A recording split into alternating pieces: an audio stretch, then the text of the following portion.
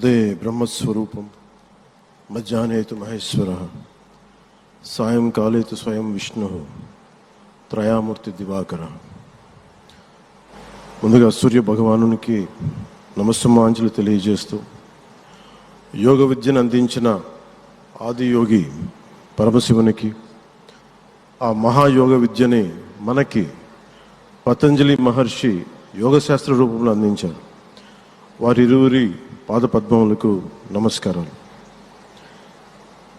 మన యోగ విశిష్టతను, గొప్పదనాన్ని ఋగ్వేదంలో ఉన్న మహానుభావులు తెలియజేస్తే దానిని ప్రపంచవ్యాపితం చేసిన దార్శనికులు మాత్రం గౌరవ ప్రధానమంత్రి శ్రీ నరేంద్ర మోదీ గారు. భారతీయ సనాతన ధర్మం తాలూకు విశిష్టతను యోగా ద్వారా విశ్వవ్యాపితం చేసిన ఘనత ఆయన సొంతం.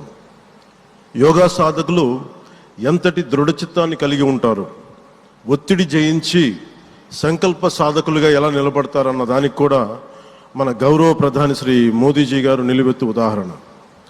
ప్రపంచ యోగా దినోత్సవం యావత్ భారతవానికి, భారతీయులకి దక్కిన గౌరవం. సరిగ్గా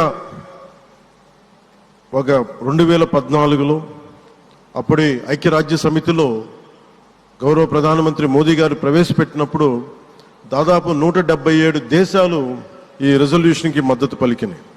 ఇంతమంది మద్దతుని కూడగట్టగలిగి ఈ రోజున మనకి 2015 నుంచి యోగా దినోత్సవం ప్రారంభమైంది.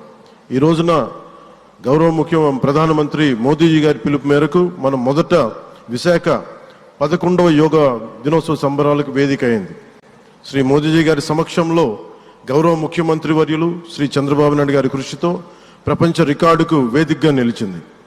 విశ్వనరులు మోదీజీ గారి పిలుపు మేరకు యోగా ఒక వన్ ఎర్త్ వన్ హెల్త్, ఈ ఆరోగ్యం థీమ్ని ఈ వేదిక నుంచి ప్రతి ఒక్కరూ ముందుకు తీసుకెళ్లాలని మనస్ఫూర్తిగా కోరుకుంటూ, ఇక్కడ ఆసీనులైన మీ అందరికీ, ఇక్కడికి వచ్చేసిన ప్రతి ఒక్కరికి కూడా పేరు పేరున నా హృదయపూర్వక వందనాలు, నమస్కారాలు.